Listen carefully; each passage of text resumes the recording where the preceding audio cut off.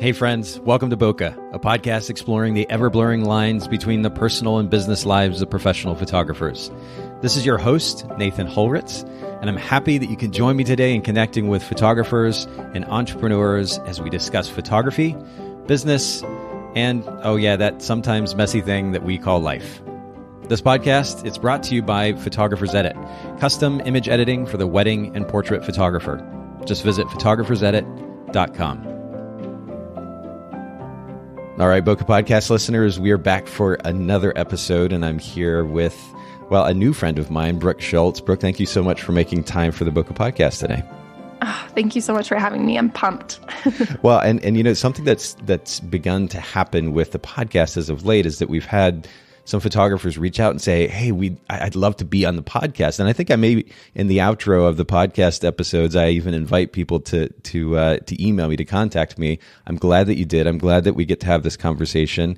And we're going to be talking about creating, shall we call them, love-soaked family portraits here in just a little bit. So we're going to get to that content in just a few minutes here. But to start off, we normally talk about something called a technique for time.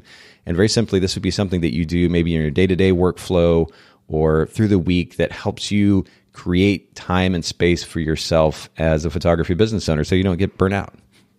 Yeah, absolutely. I'm all about this. So automation is a big one for me. I think automation is kind of the magic sauce of running a solopreneur business. I'm solo right now. Yeah. And I feel like it's just a way to get the robots on your team. Yeah, totally. So I automate things like emails and marketing campaigns and that kind of thing. Another thing that I'll mention is batching. So just doing similar tasks together. You probably know this, but it takes so much mental energy to switch between tasks. And so I found that batching and just making sure that I'm doing only editing or only emails like all together really helps me in my workflow. Yes. And I think those, okay, so first of all, I want to go back to the automation because this is an important point of conversation that I don't think is, it's not talked about enough. I will say that our industry has finally moved to a place where automation is innate to, I think, a lot more workflows just because of the CRMs, the customer relationship management systems that photographers are using more and more. Do you use a particular one? Well, it's funny you should ask because I am just switching over to Kartra. So have you heard of that one? No, I haven't actually. What have you been using and why are you making the switch? So I've been using Mad Mimi for emails specifically. And then I've dabbled with things like Meet Edgar for social. And I think that's the only other one I've really used. But Kartra is really like an all-in-one solution, and you can host video and you can make membership sites. And so with my online courses and for other photographers who have different branches of their business, it's a really great solution. At least it seems to be. I'm on day 1, so I will have to keep you updated about how that ends up working out. But it's really sophisticated, like funnels and marketing campaigns and all of that. Okay. And then do you use a system to help automate communication with clients? Because a lot of photographers are beginning to use those types of systems as well that automatically respond to somebody when they submit an inquiry, for example. Yeah. So that's definitely on my list to do. I am doing a lot more low volume right now. And so I don't have the same need for that as maybe other photographers who are shooting like 30 or 40 weddings a year or things like that. Sure. But I think it's super essential to us as photographers being able to scale our businesses and stay relevant. Yeah, 100%. And, automation is something that I've talked about for quite some time. And as I said just a few minutes ago, fortunately, it's become more commonplace in the industry because of some of these tools like 17 Hats, for example, these CRMs that have been put in place for the sake of photographers or small business owners that helps them automate the booking of clients, communication with clients, invoicing clients, and so on and so forth. this process of automation helps save an incredible amount of time. That busy work that we used to have to do as small business owners, we don't have to do as much of that anymore. It saves an incredible amount of time. So I'm glad that you highlight that. I think automation is really important. We live in 2019 now. For those of you listening in, and we're actually recording this on January 2nd, but in 2019, there's absolutely no excuse for not taking advantage of not only technology, but technology, fortunately for us as sole proprietors or small business owners, that is either free or relatively inexpensive for the amount of time that it saves, that helps automate that workflow. So that's important. And then you mentioned batching tasks. This is certainly something that I'm familiar with, but I don't think enough photographers practice this principle, because it is easy, and trust me, I'm guilty of it as well, but it's easy to like just kind of react to something that is incoming, whether it's a text message or an email, or you just happen to think about Instagram and you're like, oh, I want to go check that again, or Facebook notifications, whatever it might be. It's easy to react versus saying, okay, with this segment of time, I'm going to focus on email, or this segment of time, I'm going to work on this album design, or whatever it might be. But batching those tasks and focusing on one thing at a time is more efficient. And I think it's important that you brought up that point. I'm glad that you share it. And I think that our listeners could probably stand to do more of that in 2019, save a little bit of time. So these are great points. I'm glad that you bring them up. Thanks for starting us off. I love this technique for time segment because it lets those who are listening in, maybe they only have 5 minutes or 10 minutes to get started in the podcast and they have to go to something else. At least they walk away with something of value. These are good reminders. Speaking of free time, how do you like to spend it?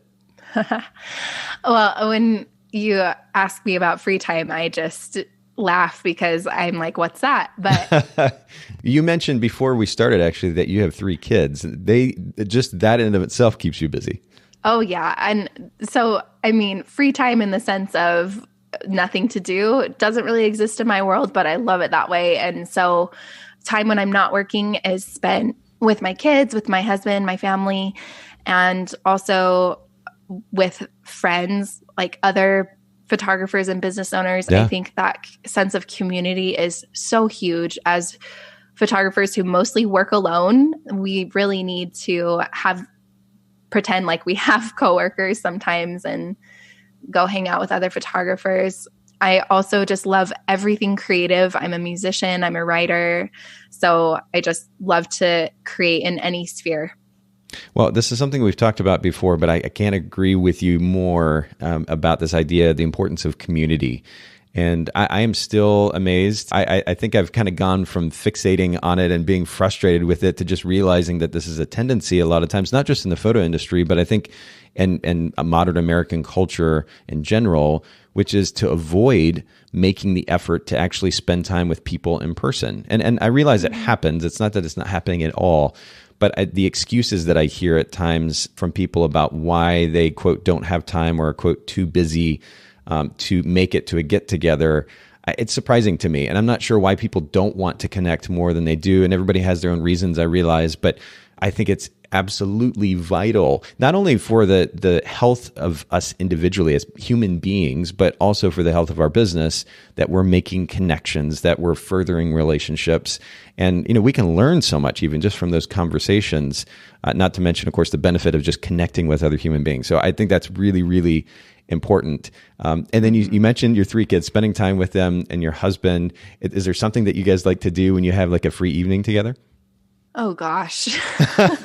They're all just so little that we love to spend time just wrestling around, playing, they kind of run the show. And it's hilarious because they just come up with the funniest things to do. So we have stairs that go down in our house, and we have these boogie boards from when we lived in California. We live in Utah now, so we don't have use for boogie boards outside, but they love to ride the boogie boards down the stairs. That's hilarious. Yeah. And wow, yeah, what a stark contrast between living in California and Utah too. That's a big, big change. Wow. Well, that's probably a point of conversation for another day, but I want to get to something that's somewhat related to this idea of creating free times for ourselves. And that is a relatively new question I've begun asking our guests, which is, how have you learned to be a bit more centered, a bit more present? It's easy to get distracted, as we talked about earlier, in day-to-day life, just again, as human beings in modern culture. but certainly as business owners as well. How have you found is most effective to stay focused as an individual? Oh my goodness. Yeah, we could talk for 10 hours about this, but the two highlights that I'll mention are one, meditation, and two, planning. So meditation is kind of a new thing for me, and it's really hot right now. Everybody's kind of trying it out. Sure. But I've really found that it helps me be more present beyond just the practice itself. So I usually spend 20 minutes in the morning meditating, and sometimes that's a body scan, sometimes it's a sitting meditation. There's actually a free mindfulness-based stress reduction course that you can take online that kind of takes you through a bunch of scientifically proven meditations. Really? And it's definitely an investment of time. We can put the link in the show notes if you're interested. But yeah, that would be awesome. And what's that called, if you don't mind? It's called MBSR, Mindfulness-Based Stress Reduction. Wow. Okay. Yeah, we'll definitely link to that in the show notes. And you mentioned a body scan, and then what was the other type of meditation you're doing? Sitting meditation. So sitting meditation is just fancy for sitting and doing nothing, focusing on the breath. It's kind of that classic, what most people think of when they think of meditation. Yeah. But there's obviously many types of meditation. So I would encourage people, if they're just kind of starting out in meditation, to take a look at that free course, and also just start with anything, because anything that you do is going to be better than nothing. So even if it's just 5 minutes on YouTube or Headspace or whatever it is, meditation has so many scientifically proven benefits that it's just crazy to not do it, even if it's just 5 minutes. But obviously, the more the better. 100%. And then No, I have to jump in here because I agree with you very, very much. The experience that I've had with meditation overall has been amazing. I think I've told this story on the podcast before at least once, but my friend Nicole Goddard, who's a photographer in California, we've had her on the podcast before. She was really the one that introduced me to the idea of meditation. And the first time that I ever tried to meditate, after I'd had conversation with her, she had suggested that I focused on my breathing, and kind of long story short, I did it at the end of the day rather than the beginning of the day, thinking it'll help, calm me down and I'll sleep better. Because I was focused so much on my breath and I was breathing more deeply, I ended up literally with like a physical buzz and couldn't go to sleep or go to bed for 45 minutes because of it. But there is something to focusing on your breathing, which of course is, if you're focusing on your breath, it helps minimize the distraction of other thoughts. That's kind of the idea there. A book that I've mentioned before in the podcast, though, related to this, that I would also highly recommend to those of you listening in or curious to try meditation in 2019, Michael Singer wrote a book called The Untethered Soul. And he talks about how to go about meditation in a very simple, very effective way. He also deals with the so-called voice in our head. A lot of people talk about being ADD and being easily distracted. And I think a lot of that actually has to do with us as human beings giving significance to that so-called voice in our head. And he talks about how to deal with that. And it's really, really powerful. We'll link to that in the show notes as well. Highly recommend that book. But one of the things that he talks about when it comes to meditation is just very simply, when we try to, quote, not think about anything, it's easy to just think about something, right? It's that whole, like, don't stick your hand in the cookie jar. Of course you want to stick your hand in the cookie jar. But what he suggests is, you see a thought coming in, instead of trying to ignore it and push it out, you acknowledge it, and then you literally see it out. And when I do this, I'll kind of see it out the door, like visualize seeing this thought out the door. And you repeat this process. And once you do that over and over and over again, you end up with this so-called clear mind and in a really almost like deep trance. I mean, I'll set an alarm, a softer alarm, if you will, for 10 minutes or 20 minutes.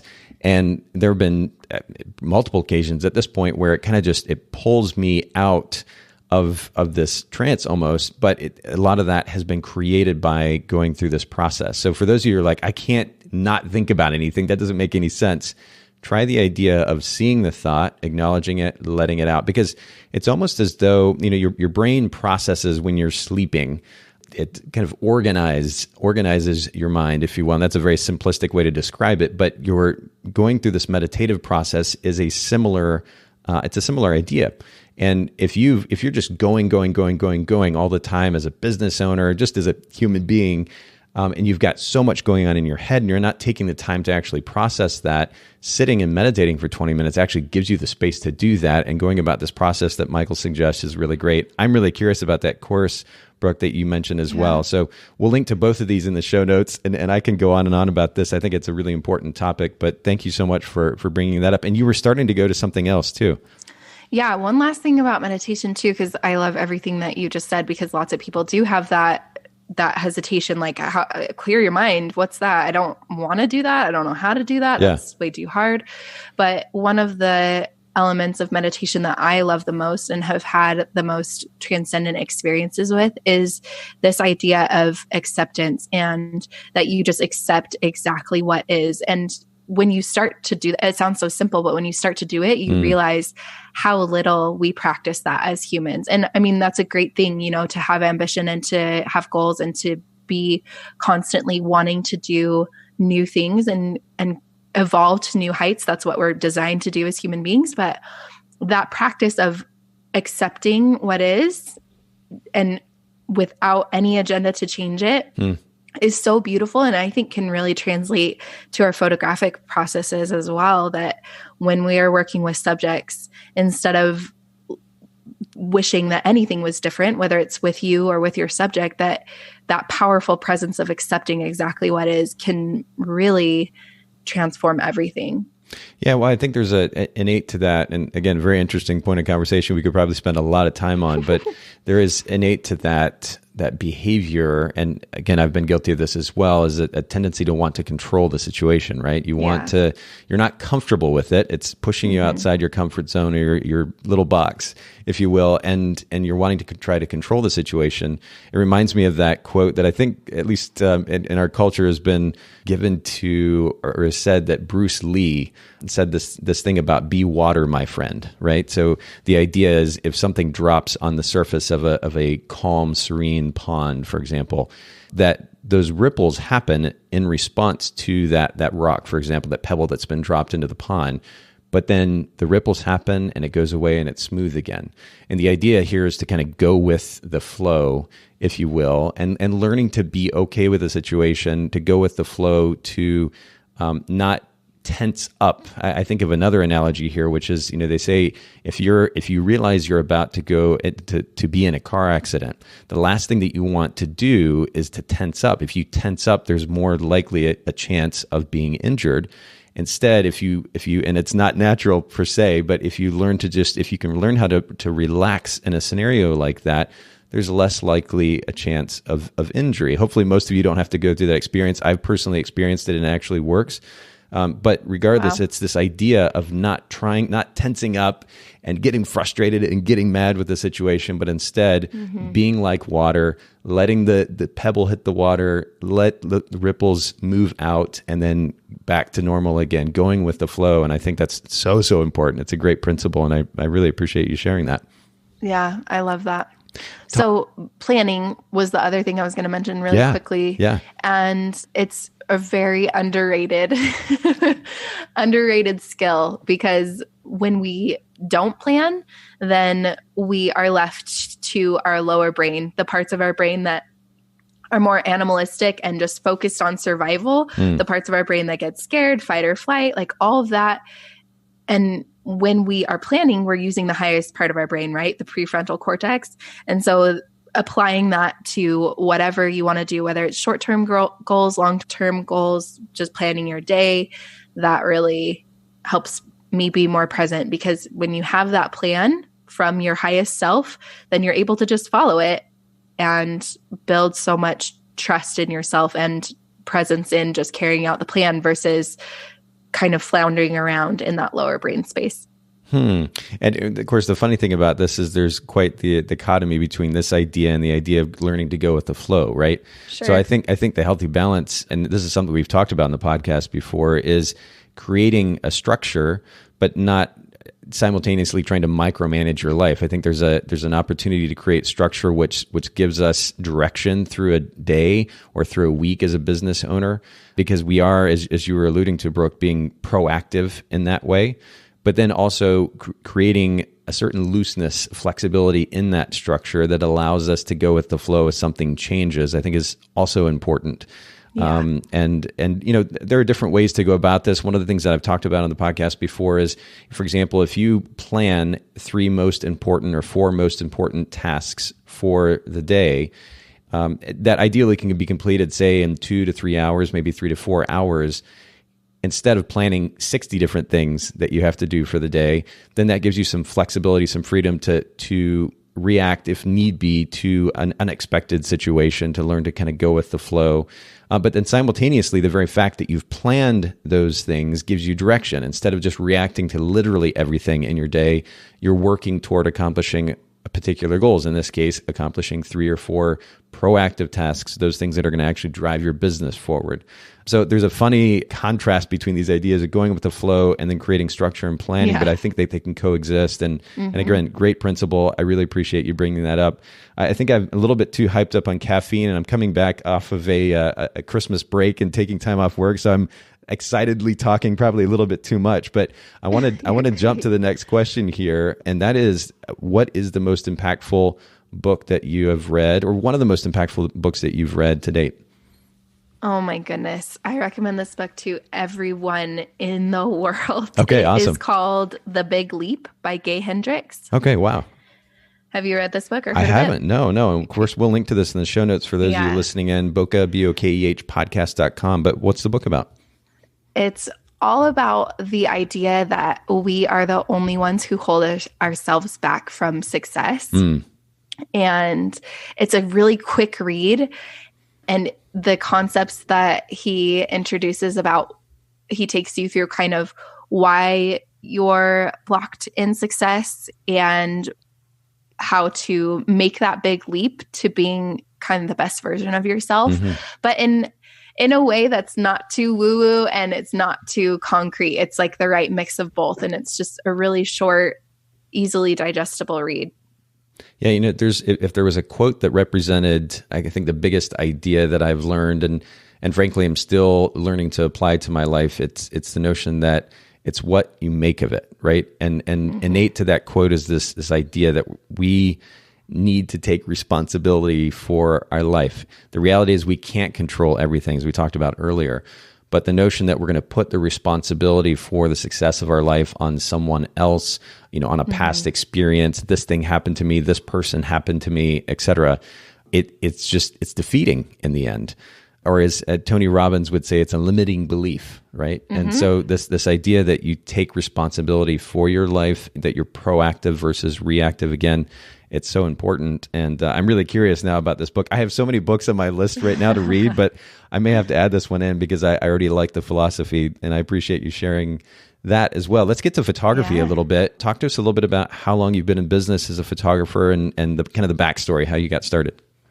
Yeah, would love to. So I have been in business 8 years now and started as a photographer when I was 17 doing Photoshop for a family friend who was a photographer. And she heard me saying that I wished I could color for a living. I love to just color in coloring books before it was cool, by the way. Right. So she was like, I'll teach you Photoshop and you can help me out. And I had no real interest in photography at that point, but she took me on shoots and took me under her wing. And I was like, maybe I could do this. And so then it all started with a coworker who wanted to have the cheapest wedding possible. And I was showing her all these amazing photographers who I really admired. And she was like, how about you just do it? And I was like, okay. And that's the blessing of youth. And when I started out being so young, is I just thought I was invincible. And so I did everything wrong. I didn't have, everything that I recommend to photographers now in terms of gear and insurance and backup and all of that stuff just was not even. Sure. Yeah. So, but it's what we do, right? I mean, you have to get started somewhere. Yeah, for sure. So that's how it all started for me. And so I shot weddings for a few years and then transitioned to families, fell in love with film, fell in love with families in their homes. And that's my jam now. Okay. So what was the reason, I guess, for making that transition from wedding photography to families. And we're going to talk about your family photography here in just a little bit. Just beautiful, beautiful work. I'm actually on your Instagram page right now, just kind of scrolling. It's gorgeous stuff. But thanks, Nathan. Oh, of course. Absolutely. And for those of you listening, and I'll go ahead and mention, if you just go to Instagram.com/Brooke, just like it sounds, BROOKEB Schultz. Of course, we'll link to this in the show notes as well. That's Brooke's Instagram, and it is beautiful. But why the switch from wedding photography to family photography? Yeah, so it's really tied back to what I was saying about being young and naive and I was able to really handle the stress and pressure of a wedding day so well starting out. And as I got a little bit older, started growing my family and having some really intense things going on with my family. My middle daughter has some special needs. There were just a lot of stress factors in my life. And I started to feel like weddings were just so intense in the sense of this is the biggest day of someone's life. And I was shooting film. So what if the film gets ruined? And all of those things started to feel like they weren't worth it to me anymore, to be quite honest. Yeah. And I was shooting families at the time. And there was a time where I was shooting weddings and families. And my family work was just like pure fun, to be honest. It was just, I felt like I could go in and give these families a huge gift. And I felt like it was this symbiotic thing where they were also giving me a huge gift of being able to see them and to be inspired to go home and love my own family better. And it was just this like beautiful marriage. And so I decided that it was time for me to let weddings go, even though I still love weddings, even though, it wasn't that I was disillusioned with the industry or weddings themselves or brides or anything like that. It was just kind of where I was in my life and time to make a shift. Yeah, no, that totally makes sense. It makes me think of, it's something that I've mentioned, I think, on the podcast at this point, probably multiple times. I enjoy working in short segments of time, like where you go really intense for a short amount of time. I think this holds true for my life just in general. Short segments of like a really high burst of energy, if you will, thrown into whatever it is that you're doing, and then you take a step back and take a break. Wedding photography, and I shot weddings for over 10 years. I mean, those 12, 14-hour days at times get really, really, really long, and it's exhausting, and it certainly can be emotionally exhausting as well. The idea of being able to go and do a 2 or 3 hour shoot, maybe with a family, is could be a welcome solace, if you will, from that kind of what can be chaos of photographing weddings. How long does an average family session last for you? So I usually take them for about 2 hours, and I definitely push them to the limit. By the end of those 2 hours, I always laugh and say that my clients have to kick me out the door. I'm like, I have to close my eyes and not see them anymore because I would just keep pushing. But by the end of 2 hours, every family is completely done. Okay. And are you still shooting film as well? You mentioned film when you were shooting weddings. Yeah. So I shoot 100% film for families. Wow. Okay. And what type of film? What kind of camera? I'm curious. Yeah. So it's the Pentax 645N2 is my workhorse, my big tool that I love so much. You know how when a camera just kind of feels like an extension of you, that's how I feel about that camera. And I just love it. So that's my main camera with just the 75 millimeter 2.8 lens. And for digital folks, that's kind of, it's the equivalent of a 50 millimeter on like a DSLR. Yeah. I mean, when I was just in California, that was the only camera I used, and the only lens combo. And I also like to mix it up with the Nikon F100, cute little 35 millimeter cheap camera. You can pick it up for like $135 or something. Is it really that cheap now? Yeah. See, I don't know. It was when I got it. Maybe it's bumped up a little bit, but that's amazing. It's so cheap. And it'll work with all of your digital lenses. Yeah. So I usually use the Sigma Art 1.4 with that. Okay. And I use 35 millimeter to kind of just play and do light leaks and double exposures and just fun shutter stuff and just have fun with it. And then the film I use is Portra 400. That's my favorite film. Absolutely. It cannot be beat, especially when you're shooting indoors. It's just the most flexible, versatile, forgiving. And I definitely need that because I don't really shoot with a light meter anymore. Okay. Yeah, So I honestly am not sure why Fuji seemed to kind of take over in popularity versus the Kodak. I know this is a whole like Nikon, Canon, Sigma, whatever, yeah. that kind of conversation, but I'm not sure why Fuji took over in the film world, or it seemingly took over anyway, because the skin tones in Portra 400, we probably shot with 800 as well. It was 400 most of the time. It was lovely. I shot medium format, I shot 35, and actually the F100 was my first quote pro camera, film camera that I ever bought. I started with this little Minolta, like a consumer level Minolta SLR, and went to the F100, and that transition from this, this cheap Minolta to, at the time, what was like $1,000 or $1,100 F100 was just night and day. It was so responsive and it was fast and it felt good. Oh, it was really, really great. So that's cool. Now talk to us about your brand position, because I mean, there are plenty of family photographers out there. How do you position yourself against the other family photographers in your market? What's your brand position? Yeah, I love this question because I think so many photographers don't think about it enough. But I position myself as a soulful family photographer. And so I don't really pitch myself as a film photographer or even necessarily an in-home family photographer, but just the emotion and the candid, natural nature of my work is kind of my point of differentiation. And so I think that it's a mistake for photographers to try to do the uphill climb of, I'm a film photographer and you should pay me more because film is better. I just think that is way too much of an uphill climb, in my opinion. And that when we go buy clothing or the latest phone or shoes or a car, they don't talk to us about the things that they use, that the materials, in most cases anyway, the materials used to create that thing that we're excited about buying.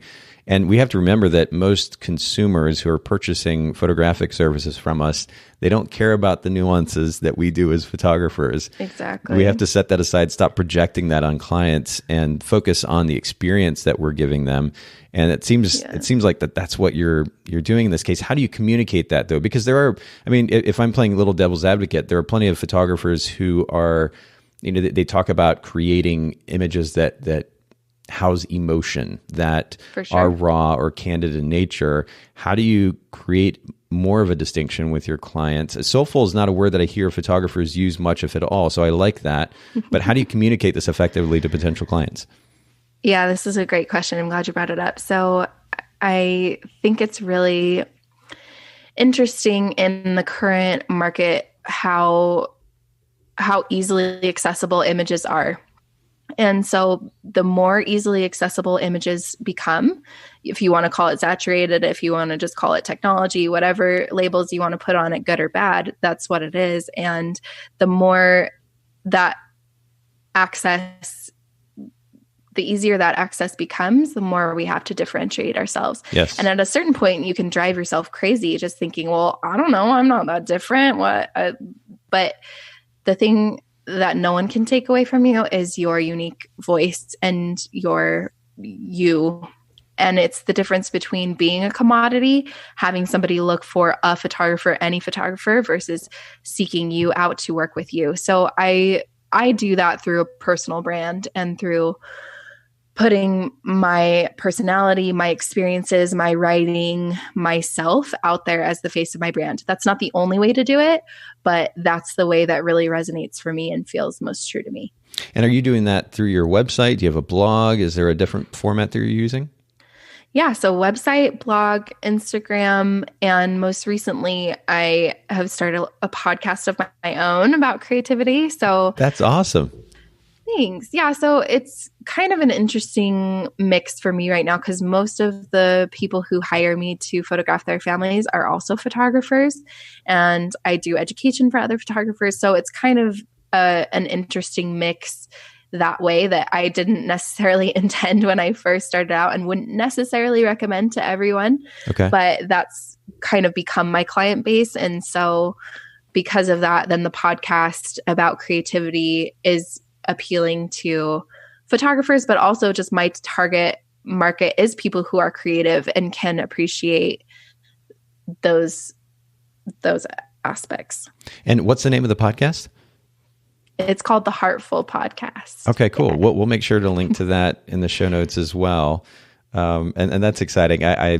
It's fun to have conversation with fellow podcasters because it is I don't know if I want to be so presumptuous as to say it's an art form in and of itself, but it's certainly like there's a lot of, it's a discipline certainly. And it's been a learning experience for me the last 2.5 years or so that we've been doing this podcast, but it's a lot of fun as well. And of course, just to have conversation can be really, really interesting. So good luck with that as you continue to develop that. We'll make sure to link to that in the show notes as well. Talk to us a little bit about the toughest lesson that you've learned as a business owner so far.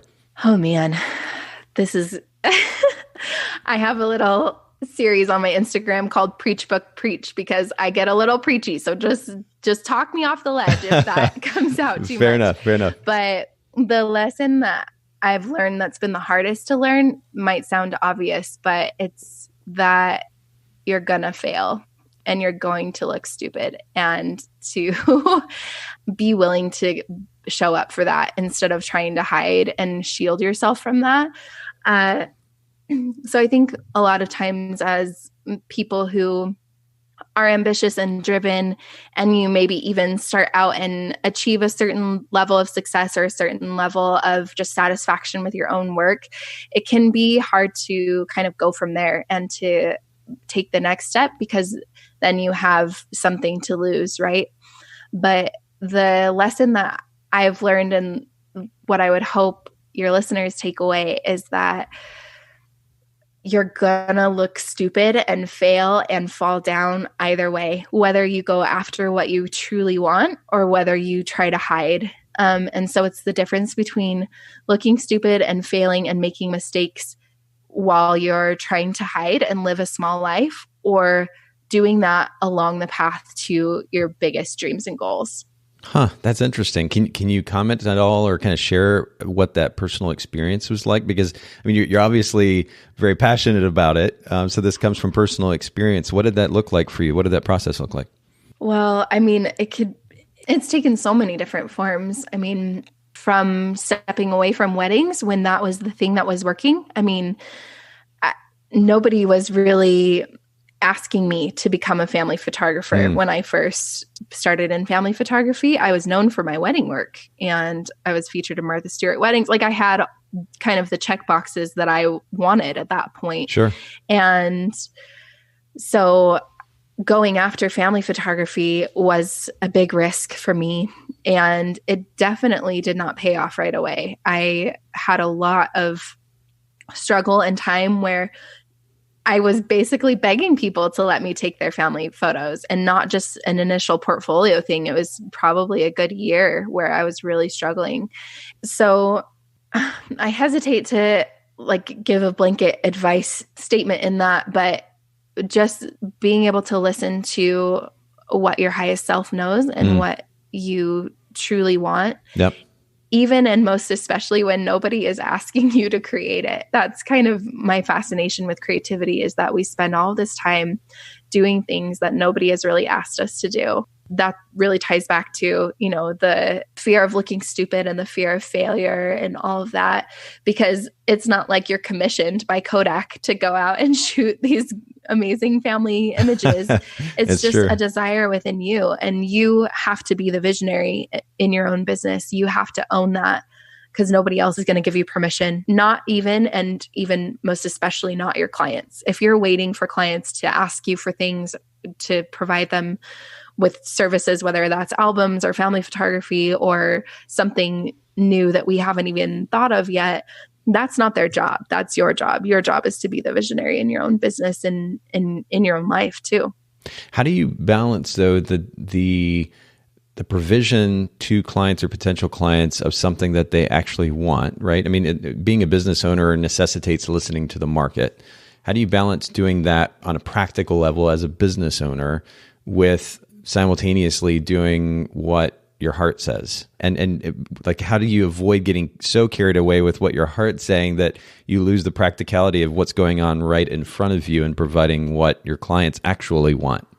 Yeah, I love this question. And I just did a whole podcast episode on it where I talked about Henry Ford and how, his famous quote is, if I had asked people what they wanted, they would have said faster horses. So he's kind of famous for not listening to the market, and that served him well initially, but down the line, it didn't. And when the market's needs changed, then General Motors was the one who was there to swoop in and really take over the car industry with things like car payments and, closed car models and all those different kinds of things. So the lesson that I take away from that is that we need to be really attentive to our audiences, really attentive to our customers, and then be innovative in the solutions that we provide to their pain points and to their desires. Instead of, I think this is another, Tony Robbins thing that he says, it's, don't be married to your product. Don't be married to your service. Be really invested in the people you want to serve. And so for me right now, that's families and moms specifically. And so I've got some things in the works that are definitely outside the box and not everything that I've been doing because of wanting to serve them and letting that be your point of passion rather than your point of passion being photography. If your point of passion is just photography, then you might explore different avenues to get that out that are not necessarily service-based, like stock photography or working for somebody else or that kind of thing. But if your passion is really serving those clients, that's where the innovation is going to happen. That's interesting. Well, okay. So first of all, I mean, a beautiful balance, finding innovation or creating innovation in providing the solution. I think that's a beautiful way to sum that up. But then secondly, too, a good point that you make there at the end, which is if your passion is simply photography, then, I mean, for that matter, just go buy a camera and take pictures every once in a while, right?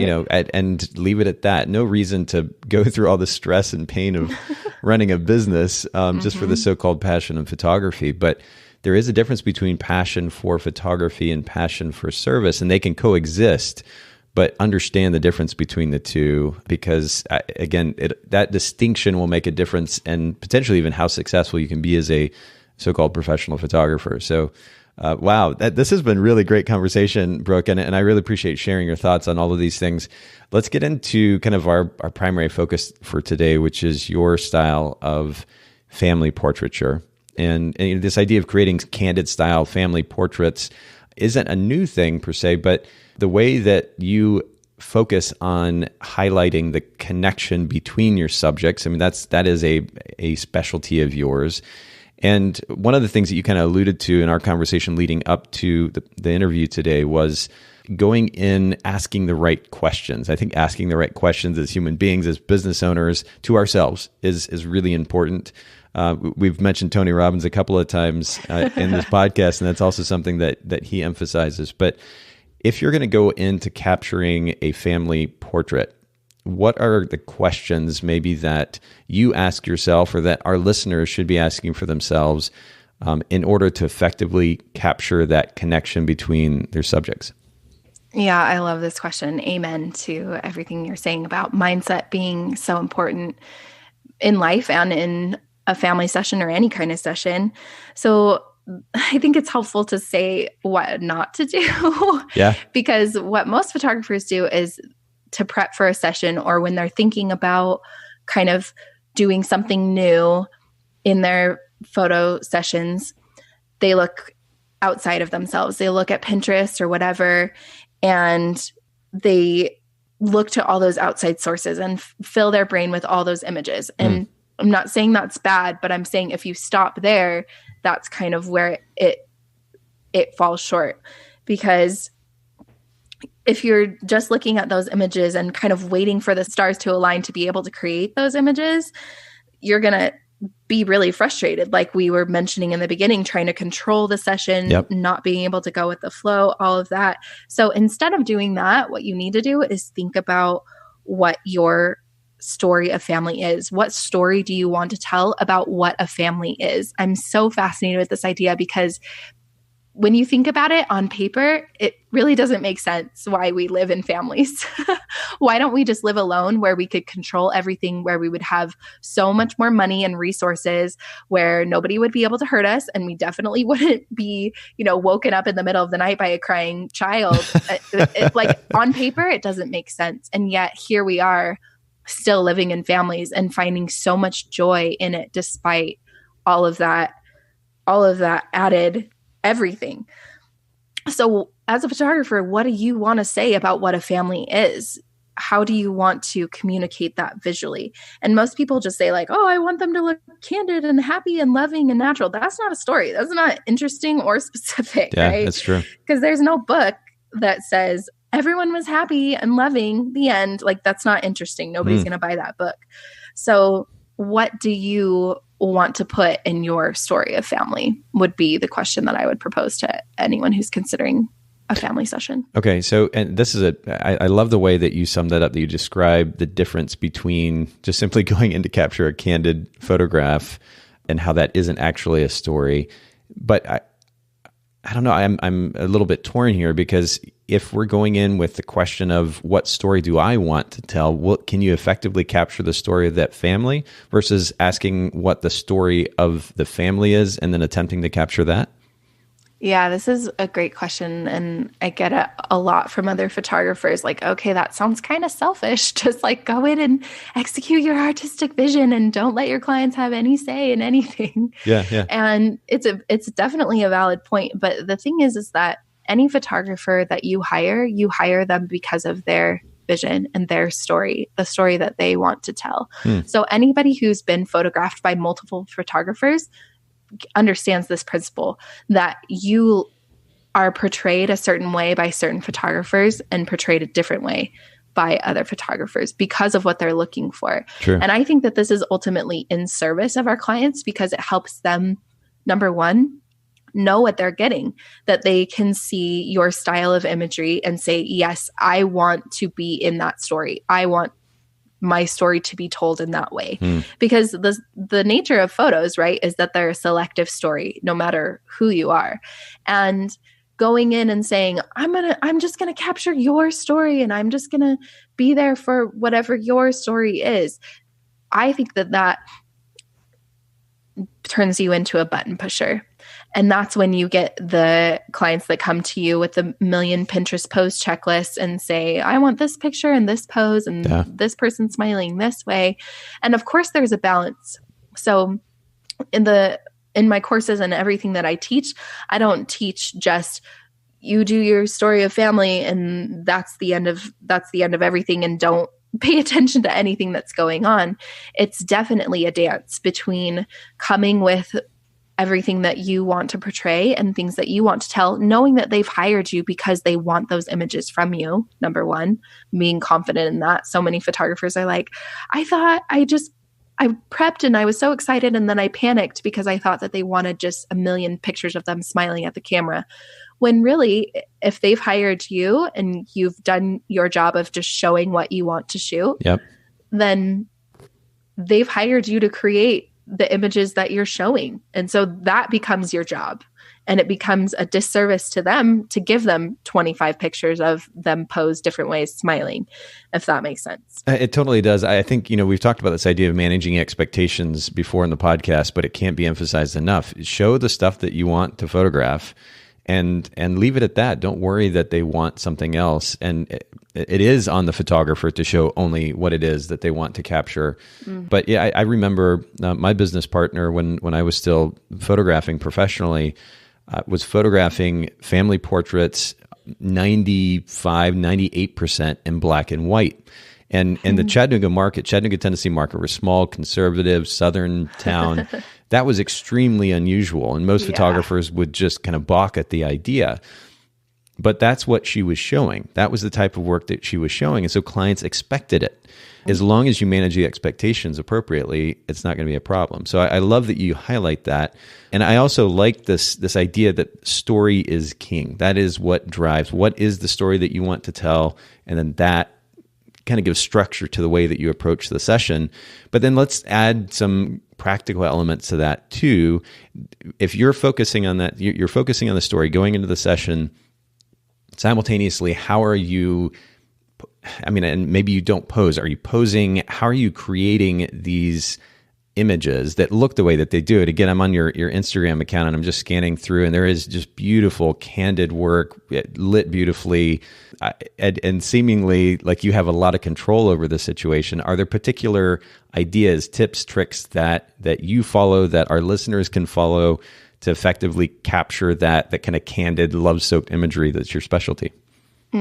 Yes, the dirty little secret of lifestyle candid imagery is that it's all a lie. It's all posed, it's all controlled. But the thing is that when people kind of laugh at that, like you just did, and are like, "Whoa, this is a little bit, is this, inauthentic?" And it goes back to those elements of story, that the story is really universal, and that when you hire a photographer, you really don't want the authentic, right? You want the authentic emotion and the authentic connection, but you don't want the authentic in the sense of like everybody just dirty in their PJs and whatever else. I mean, even documentary photography can arguably be not 100% authentic, because the fact that you're a photographer being there changes the situation. So this idea of inserting yourself being a problem, I just think gives photographers a lot more suffering and a bigger uphill climb than they need to. So I definitely insert myself. So a couple of like quick fire tips that people can apply to their very next session of getting more connection visually in the imagery. Number one would be to create connection. So when I ask people, what's the fastest way to create connection in an image? They usually say touch. And that's true. But touching heads is the fastest way to create the most connection. And when you see a picture of people with their heads touching, you see visually that those people are connected. So no matter what's going on in the session, no matter if dad's mad or mom's feeling insecure or the kids are going crazy, if you get those heads touching, you have that visual communication box checked of connection, love, intimacy. It's there for you. So I always recommend touch the heads. Touch heads. Okay, so I'm thinking about this though, and I like playing devil's advocate, and your conversational ability it plays into that really well. So playing devil's advocate for a second, how do you touch heads? I'm thinking about a couple, for example, and I photographed couples' weddings primarily during the 10 plus years that I shot, but if you were to take a couple who doesn't normally touch heads, and you're like, okay, touch your foreheads together and close your eyes and look happy and peaceful, or whatever it is, it can look contrived. So how do you go about creating that connection through touching heads and simultaneously make sure that it doesn't look overly contrived or awkward? Yeah. So the biggest mistake that I see photographers making in this is that they think that clients have to feel natural doing whatever they're asking them to do. And that's not true at all. The only thing that matters ultimately is that final image, right? If we want to be really cold and callous about it, the only thing that matters is visual communication. So it doesn't matter if they feel natural. It matters if they look natural. So like you said, it can look contrived when you're kind of micromanaging it that way. Yeah. But you just kind of manipulate it to wherever you can make it look natural. And so as you kind of adjust those different points and get yourself really attuned to what is it about this that looks contrived. Okay, he's furrowing his brow. Okay, she's looking at him like a little bit awkwardly. Then you can take apart those different pieces and put them back together so that it looks natural. But the great news about this and the amazing byproduct is that when you get people to look natural, when you tell them, like you said, put your foreheads together and but instead of saying, look happy and peaceful, then I would say to them, take a deep breath in and let it go and do it with them. And once they do that, 99.9% of the time, they're going to look natural, even if they don't feel natural. But they probably will start to feel more natural too. As you just help them look natural and have that be your main goal, then that feeling natural piece will come as a byproduct. But even if it doesn't, even if you get, those families, those clients that really struggle to feel natural in front of the camera, even if they don't feel natural, they look natural. So you've got the image, and that's the key. Well, and I'm looking through, again, your Instagram feed here. And for those of you listening in, I mentioned earlier, but if you just go to Instagram.com/Brooke B. Schultz, just like it sounds, and we'll link to it in the show notes, you can see examples of the different ways that you're having people put their heads together. It's not just simply put your foreheads together and close your eyes, which I don't know, for some reason I have that kind of cliche image in my head when I think about people putting their heads together. It looks different with different subjects. And, whether somebody has their head, they're just resting their head on their baby's head. And this particular image I'm looking at, the father is close by. He's kind of looking around at the baby's face, or maybe the kid is kissing the mom, or whatever it might be. It can look different. It doesn't have to be the same thing with everybody. But I also think about too, like if you have two people who aren't used to this idea of being posed in a more intimate manner, it may, and even if they go to take those deep breaths, they'll probably start laughing in that moment too, which generates that raw emotion. So that's good. All right, so create the connection and do that by putting heads together. And I think we've covered that in pretty great detail. Take us to the next tip. Yeah. Well, and that's just a starting point as well. Like I'm not saying that that's the rule that you should follow in every image ever. The end all be all. Yeah. Yeah. So tip 2 is expect things to go wrong. This kind of goes back to what we're talking about just accepting what is, going with the flow, but also being able to plan and control. It's really easy to look at other people's work, other photographers' images, and kind of assume that they have these unicorn clients of like, well, those clients are just so loving and connected naturally. Like she just kind of showed up and clicked the button clearly. But so then that creates a lot of anxiety when you're the one shooting and you have a family in front of you that's not doing that naturally. And you think, oh my gosh, I'm such a failure, or they're such a problem, or whatever it is. But when you just expect things to go wrong, and like if I ever had a session where something didn't go wrong, I think I would just lose my marbles. I mean, you just expect it to go wrong, then you're able to really prepare yourself to handle whatever it is that comes up. You expect parents to be uncomfortable. You expect mom to be insecure. You expect dad to be a little bit micromanaging. You expect the kids to cry and to want to run away and whatever. And then you just have all these tools in your tool belt to be able to handle those things when they come up, not if they come up. And this just plays on the idea, as you said, that we were talking about earlier too, is it's going to happen. So just be ready for it. And instead of reacting, and this really resonates with me because it's a tendency that I've had more so in the past. It's something that I'd like to think I'm getting better at, which is rather than tensing up, just relax, take a deep breath, and go with the flow. And it's going to be so much better when we don't fight it. We don't try to control the situation. So that's good. Expect things to go wrong. It just is what it is. This is a great tip. Take us to the last one. Yeah. So the last one would be to invent games. Kids love games. Adults love games. We all love to have fun. So instead of saying, like, put your hand on dad's shoulder, how can you make that a game? When I say the magic word, you're going to glue your cheek to dad's shoulder. I mean, just utilize all your creativity to make whatever direction you're going to give fun. And this is why people are so scared of family photography and like scared of kids, especially if they're coming from kind of the couples world, because with couples, you can just say, put your hand here, direct them very, very directly. But with kids and families, then you don't need to make it this big production, like I said, of making them have this very, very feely experience. Like that comes as a byproduct, but then you're able to instead just go one step further of making whatever your direction is a game. And have you taken time to just sit down and come up with these and you write them down, then you have a list of games that you pull from when you go to do a session? What does that look like? Yeah, absolutely. So in my courses, then I detail out like tons and tons and tons of games.